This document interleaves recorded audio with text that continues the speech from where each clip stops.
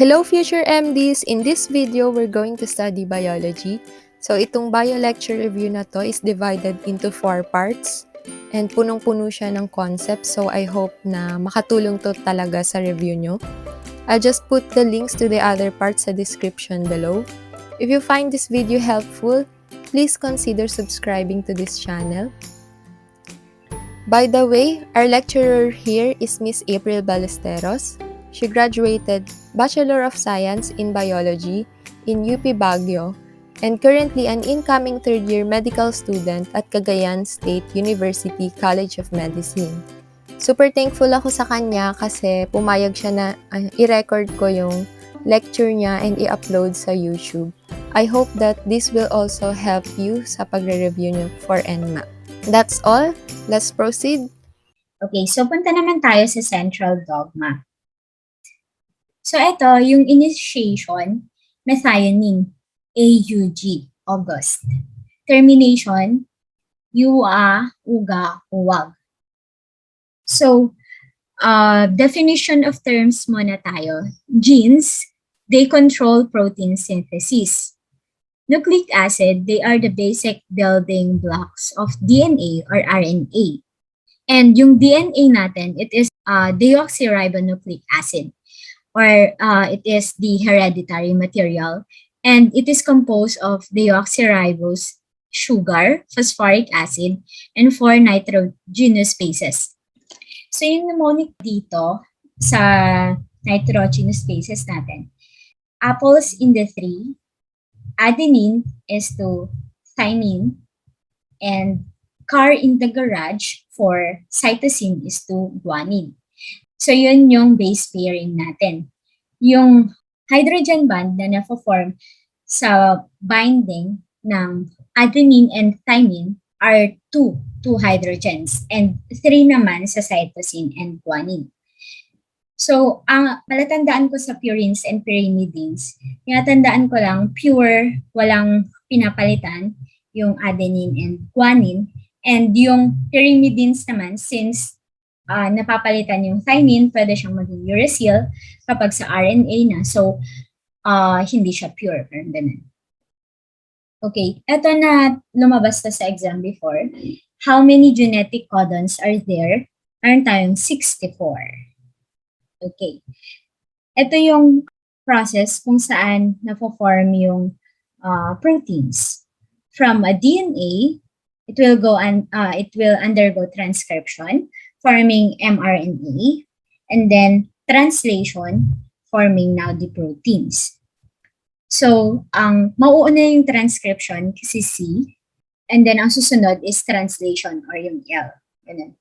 Ganun ko lang siya tinatandaan. Okay, so since the DNA genetic system controls cell reproduction, puntahan naman natin ngayon kung paano yung cell cycle. So, cell cycle, it is classified into interphase or the preparatory phase and the division phase or the mitosis or meiosis phase. So, yung cell cycle usually takes 24 hours. So, yung una, yung interphase natin, it is the orange. Ito yung pinakamatagal na process. So we have here, first we have the G1 or the gap1 phase. It is the longest stage. Usually takes 10 hours. Anong nangyayari dito? So the proteins and mRNA are synthesized on this phase and the cells split and grow. Pero dito sa G1 natin, pansin natin, meron silang G0 or the quiescent cells. Dito, kunwari hindi mo na magpo-proceed yung cell division, sa cell division yung cell natin. Example dito is yung mga epithelial cells. So, since hindi mo na sila kailangan, pupunta mo na sila sa G0. Pero pwede silang bumalik if ever kailanganin yung cell na yun. Babalik siya sa G1 and magpo-proceed na siya sa S phase or the DNA synthesis phase. So, sa S phase, it usually takes 5 to 6 hours. And DNA replication occurs on this phase when each chromosome replicates to produce sister chromatids. Dito sa S phase, bago siya mag-proceed dun sa G2, meron siyang tinatawag na DNA damage checkpoint. Kunwari, nagkaroon ng abnormal number ng chromatids natin. Magkakaroon ng apoptosis or programmed cell death. Para hindi na siya mag-produce, maa-arrest na siya dito, hindi siya magpo-produce dito sa G2. Kasi pag hindi na-arrest, hindi namatay yung cell na yon, eventually, pag nag-divide yun, magkakaroon ng aberration. So kapag okay na yon, kapag na-check na okay yung number or yung structure, magpo-proceed na siya sa G2 or gap2 phase. The cell prepares to divide as other organelles are replicated. Chromosomes begin to condense and microtubules are synthesized. Ito na yung function ng microtubules natin na for division. So dito, before siya mag-undergo ng cell division, meron ulit siyang DNA damage checkpoint. So sa cell division natin, it can either be through mitosis or meiosis, depende dun sa type ng cell natin. So, ang human kasi, we have 46 chromosomes. Kapag natapos na yung cell division, magpo-proceed na siya sa cytokinesis. From the prefix cyto, cytosol, it is the separation of cytoplasm producing two daughter cells. And yung M phase natin pala, it usually takes 2 hours. So, ang mnemonic ko dito sa cell division ay go, Sally, go, make children. Kasi diba parang ang goal ng cell division is to reproduce. So, go, Sally, go, make children, which stands for G1 phase, S phase, G2 phase, mitosis or meiosis, and cytokinesis. What are the difference between mitosis and meiosis? So, i-discuss ko na lang yung summary dito. Mitosis occurs in diploid and haploid cell. So, sa mga autosome siya. And meiosis, on the other hand, only occur in diploid cells, sa mga gametes. DNA replication sa mitosis occurs during interphase before mitosis or meiosis begins. Number of divisions, sa mitosis, isa lang siya. It includes the prophase, metaphase, anaphase, and telophase. Ang mnemonic ko dito is PMAT. Sa meiosis naman, it has 2 divisions, each including prophase, metaphase, anaphase, and telophase. Pero magkaiba sila. So since 2 division, yung sa meiosis 1, iba yung process. And yung meiosis 2, same process siya dun sa mitosis. Synapsis of homologous only occurs in meiosis. And specifically, this occurs during the prophase 1, along with the crossing over between non-sister chromatids, resulting chiasmata hold pairs together due to sister chromatid cohesion. Ayun, lumabas ito sa exam before, yung chiasma. It is the site of crossing over. Yung mitosis natin, it produces 2 genetically identical daughter cells, identical to the parent cell, with the same number of chromosomes. Sa meiosis naman, they have 4 haploid each. Haploid sila. And genetically different from the parent cell. So ano ba yung role ng mitosis and meiosis sa animal or plant body? Mitosis enables multicellular animals or plants like the gametophyte or sporophyte to arise from a single cell, produces cell for growth, repair, and in some species, asexual reproduction. It also produces gametes in the gametophyte plant. Meiosis, on the other hand, produces gametes in animals or spores in the sporophyte plant.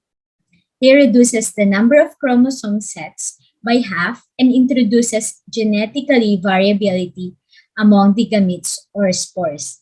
Kaya diba yung sex cells natin, they undergo meiosis. So, haploid siya, Kaya siya haploid kasi kunwari yung egg cell tsaka sperm cell, pareho silang haploid para pag nag-merge sila or nagkaroon ng fertilization, magiging diploid na sila. So balikan naman natin yung sa prophase 1 under the meiosis 1. So we have here the leptothene. It is where the prophase begins. The chromosomes start to condense. Zygote, synapsis begins and synaptonemal complex forms. Pachytene, ito yung crossing over. DNA exchange by non-sister chromatids. And diplothene, it is where the synapsis ends. The chiasma visible within bivalent. Diakinesis, nuclear membrane disintegrates. So yun yung difference. So after nung prophase 1, magpo-proceed na din siya dun sa metaphase, anaphase, and telophase. So balikan lang natin yung prophase, nangyayari sa prophase. Nagkakaroon ng duplication of the chromosome forming two sister chromatids. So pag metaphase, they align in the middle. So ang mnemonic dito is metaphase, middle. Anaphase naman, they separate. They are pulling. Nagkakaroon ng separation. Pupunta sila doon sa end ng centrioles. And yung telophase, doon na nangyayari yung separation ng chromatids. Alright, so yon yung mnemonic ko dito sa prophase 1 ay lesipadidia. Leptothene, zygote, pachytene, diplothene, diakinesis.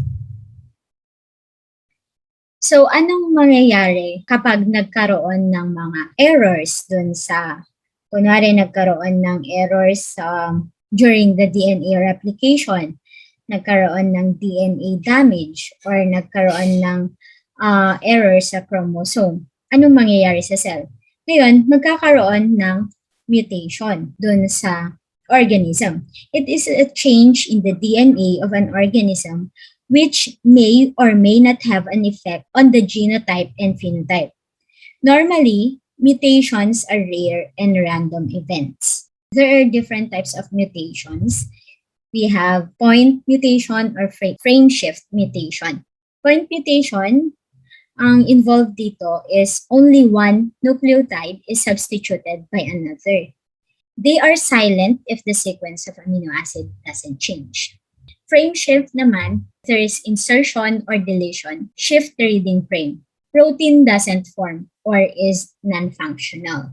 So what are the types of point mutation? We have here silent, nonsense, or missense. Isang base pair lang yung napapalitan sa point mutation. So kapag sinabing silent mutation, it causes no change in the activity of the protein. For example, ito, yung karoon ng mutation from DNA level to mRNA.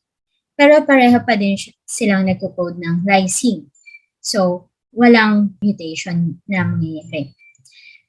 However, kapag nonsense naman, it is also a change in one DNA base pair. Yun nga lang, instead of substituting one amino acid from another, the altered DNA sequence prematurely signals the cell to stop building a protein, which results to shortened protein that may function improperly or not at all. So, di ba, yung adenine natin napalitan siya ng uracil, so naging uwag siya. So, it is a stop codon. So, nagkakaroon ng premature termination ng protein synthesis. So, parang walang kwenta. Nonsense, diba? Parang walang kwenta yung mapoproduce na protein kasi immature siya. Missense naman, ibig sabihin, it is a change in one DNA base pair that results in the substitution of one amino acid for another in the protein made by the gene. So, nag-iiba yung amino acid na na-form sa missense. Parang nag-iiba din, missense. So, we have here the abnormal chromosome number. We have what we call non-disjunction. Non-disjunction, it is the missegregation of a homologous pair of chromosome during meiosis. So, there is an occasional mishap But ideally, the meiotic spindle distributes chromosomes to daughter cells without error. Aneuploidly, if either of the aberrant gametes unite with the normal one at fertilization, the zygote will also have an abnormal number of a particular chromosome. Monosomy, missing one copy of the chromosome. For example, sa human, we have 46. It's either yung chromosome number natin, it's XY for male or XX sa female. So pag monosomy, ibig sabihin, walang, example dito is yung Turner syndrome, X0, na wala yung isang chromosome, copy ng chromosome. Trisomy naman if it have one extra copy of the chromosome. So ang nangyayari, 2n plus 1. Example dito is yung Klinefelter or yung XXY. We also have polyploidy or more than two complete sets of chromosomes. They can result from complete non-disjunction during gamete formation. So these are the example of human disorders due to chromosomal alterations. So we have Down syndrome or trisomy 21. Usually, it is the result of an extra chromosome 21 so that each body cell has a total of 47 chromosomes instead of 46. Patau syndrome naman, it is trisomy 13. So 13 naman yung na-duplicate. And Edwards syndrome, trisomy 18.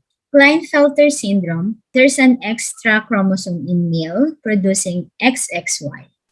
So, pag Klinefelter, ito yung mga akala sa una, babae, pero eventually, habang tumatanda sila, lumalabas yung characteristic or yung male characteristics niya. You also have here trisomy X.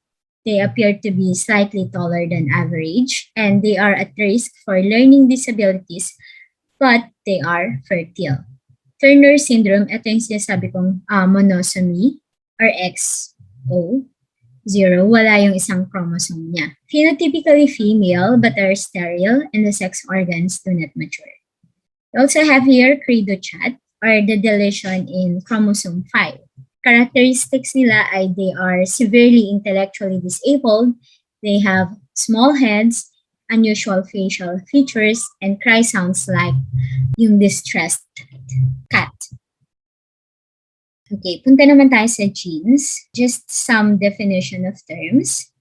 Genes are hereditary units, and each gene is an organism's DNA exists at a specific locus. Alternative versions of genes are called alleles, and the study of the heredity and hereditary variation is called genetics. Heredity, it is the transmission of traits from one generation to the next generation. It is also called inheritance. So gametes, these are reproductive cells in animals and plants that transmit genes from one generation to the next. We have the asexual reproduction and sexual reproduction. Asexual reproduction, ibig sabihin, single parent lang siya that produces genetically identical offspring through mitosis. Meanwhile, sexual reproduction combines genes from the two parents, leading to genetically diverse offspring. So, ang humans, they reproduce through sexual reproduction. So, we have here dominant trait, it is manifested. Recessive trait, it is masked. Namamask siya ng dominant allele or dominant trait. Genotype, yun yung genetic makeup. Yung phenotype naman, yun yung morphological manifestation ng genotype natin. Like yung kung ano yung nakikita natin, like the color of the eye, yung color of the flower, yun yung phenotype. Homozygous, trait that is purebred. Ibig sabihin, they have the same type of trait. Heterozygous, it is a combination of a dominant and recessive trait. So, pag sinabing heterozygous, pwede siyang carrier ng trait na yon. Okay, so we have Mendelian Genetics. Gregor Mendel is the father of genetics, and meron tayong tinatawag na Mendel's model. Alternative versions of genes account for variations of inherited characters. For each character, an organism inherits two copies, that is two alleles, of a gene, one from each parent. If the two alleles are at the locus, then one, the dominant allele, determines the organism's appearance, and the other, or the recessive allele, has no noticeable effect on the organism's appearance. So, ibig sabihin, carrier lang siya. So, he studied genetics through yung piece dun sa backyard niya. Meron siyang tatlong law under the Mendelian genetics. Number one, we have the law of dominance. Law of dominance states that one of the factors for a pair of inherited traits will be dominant and the other recessive, unless both factors are recessive. So, dominant allele will completely mask the recessive allele. For example, ito. Ang dominant allele natin is yung capital A. Ang mamask niya yung trait ng small a. Yung small a is the color yellow. Yung big A is the color red. So, using the law of dominance, dito sa heterozygous allele na to, the big A will mask the trait of the small a. Kaya ang magiging phenotype niya is red pa din siya. Or yung big A yung may express. That is law of dominance. Next, we have the law of segregation. Sa law of segregation naman, it states that two members of a single gene pair separate from each other during gamete formation. Segregation. So, nagkakaroon na ng separation. This ensures that each gamete contains one of the genes of a pair. So, ang nangyayari, example dito sa parental generation natin, we have here red for big R and white for both small r. So, ang magiging genotype ng F1 generation natin is big R and small r. The union of the parental gametes produces F1 hybrids having this combination. When the hybrid plants produce gametes, the two alleles segregate. So, magse-separate to. Parang one half yung big R, one half din yung small r. So, sa F2 generation natin, kunwari, sperm to, mag-unite siya sa egg. Ang mangyayari, there will be a random combination of the gametes that will result in 3:1 ratio that Mendel observed in the F2 generation. So, pwede ang magiging phenotype natin dito is pwedeng tatlong red and isang white. Pero yung genotype natin na lalabas dito is 1/4 na dalawang capital R and 2/4 na big R and small r and 1/4 na both small r. So, yun yung law of segregation. Nagkakaroon ng separation. And ang magiging ratio dito is 3:1. 3 red, 1 white. Lastly, we also have the law of independent assortment. Two or more genes assort independently. That is, each pair of the allele segregates independently each other pair of alleles during gamete formation. So, ang nangyayari kasi dito sa law of independent assortment, meron na tayong dalawang characteristics. Kunwari yung color ng seed and yung type ng seed. So, this states that the genes on different chromosomes independently behave in the production of gametes. So, the genes are randomly assigned kasi nga yung characteristics ng each chromosome na to will act independently. So, ang magiging phenotypic ratio dito, for example, ay pwedeng 9:3:3:1.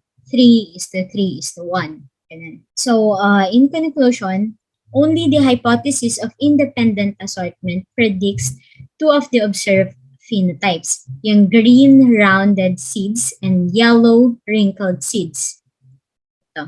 yung green rounded. So meron din tayong tinatawag na Mendelian Genetics. So number 1, we have incomplete dominance of either allele. It is the blending of characteristics. It is a type of inheritance that neither traits from the parents is dominant to the other. So heterozygous phenotype intermediate between the two homozygous phenotype. So example, dito sa parent generation natin, we have red and white. Nagkakaroon ng incomplete dominance kasi dapat, diba, dominance yung mangyayari dito. So magiging red siya. Pero dito, in this case, magkakaroon ng incomplete dominance kaya yung F1 generation natin, ang product ay pink. Next, we have codominance. There's no blending of characteristics. It is a type of inheritance that both traits from the parents are manifested. So, ang example dito is yung ABO blood group. Hindi na mamask, kumbaga hindi na mamask yung isang trait. Both of them are manifested. So, parang ito, di ba, yung small r doon, na ma-manifest sila pareho. Multiple alleles naman, in the population, some genes have more than 2 alleles. So it is a type of inheritance wherein multiple alleles affect a certain trait. So parang ito, yung white tsaka red. Hindi lang siya dalawang alleles, kaya na-express silang lahat. We also have polygenes. The characteristics in polygenes are determined by 2 or more genes. It is a type of inheritance wherein multiple number of genes affect a single trait, like yung human eye color. Spermatogenesis happens in male and oogenesis happens in females. Spermatogenesis produces millions of sperm daily and it starts at puberty. So lifelong siya but it decreases over time. It produces 4 sperm cells from a parent cell. Yung oogenesis, only 1 egg is produced per cycle. And this start at fetal development. So, maaga siyang nag-uumpisa. So, the fertility is limited until menopause. Yung sa oogenesis, isa lang yung mapoproduce na cell na egg from a parent cell. Ang mangyayari dun sa tatlo, it will be polar bodies and they will soon disintegrate. Okay, so puntahan naman natin yung ontogeny. Ontogeny is it is the developmental events that occur during the existence of living organism. Fertilization is the union of human egg and sperm, usually occurring in the ampulla of the fallopian tube. So what are the stages of embryonic development? So first, we have here the gametogenesis or the formation of gametes. Yun yung nabanggit kanina na spermatogenesis and oogenesis. And then, kapag nagkaroon ng fertilization, magkakaroon ng zygote formation. And pag na-form na yung zygote, mag-undergo siya ng tinatawag na morulation, wherein the cleavage or segmentation of the ovum by which a morula is formed. Ang morula, it is a solid ball of cells resulting from division of fertilized ovum and from which a blastula is formed. So, kapag natapos na yung 8-cell stage, magfo-form na ngayon yung blastula or yung hollow ball. Sa blastula, nagkakaroon ng establishment of polarity and body axis. And this will be followed by gastrulation. Gastrulation, or there's the establishment of germ layers. It is the rearrangement or movement of the cells in the blastula to create the embryonic germ layers. Yun nga, yung germ layers natin, we have the ectoderm, mesoderm, and endoderm. And lastly, magkakaroon na ng neurulation or the formation of neural plate, neural fold, and neural tube. And then, organogenesis or the morphogenesis, it is the process of the organ and tissue formation through cell division and differentiation. So, ang mnemonic ko dito is Zykes. Mike is a big giant nerd. From zygote to morula to blastula to gastrula and neurula. So, Zykes, Mike is a big giant nerd. Okay, so ito yung three germ layers natin. The ectoderm, which forms the exoskeleton. Mesoderm, which develops into organs. Endoderm forms the inner lining of the organs. So yung endoderm, it forms the inner lining of the digestive tract, respiratory tube, and organs such as pancreas, liver, gallbladder. The cells of the inner lining of the glands and the tympanic cavity, the lining of the trachea, bronchi, alveoli of lungs, urinary bladder, and the part of the urethra. So ang fate naman nung mesoderm natin or yung middle layer, it gives rise to four subtypes. We have intermediate mesoderm, will eventually form the kidneys and gonads, the paraaxial mesoderm, that forms the cartilage, skeletal muscles, dermis. We also have lateral plate mesoderm, which forms the circulatory system, including the heart, blood vessels, blood cells, spleen, wall of gut, and wall of animal body. And lastly, we have the chorda mesoderm, which forms the notochord or the primitive spine. So yung ectoderm naman natin, di ba, it forms the exoskeleton of the animal, like ito yung mga epidermis, hair, nails, and eyelids. Pwede din yung sebaceous glands of the skin, cornea of the eye, tooth enamel, and the epithelium of the mouth and nose. Yung ectoderm natin, it also forms the neural tube to form the brain, spinal cord, posterior pituitary gland, motor neurons, and the retina. Thank you so much, guys! Review pa kayo dito.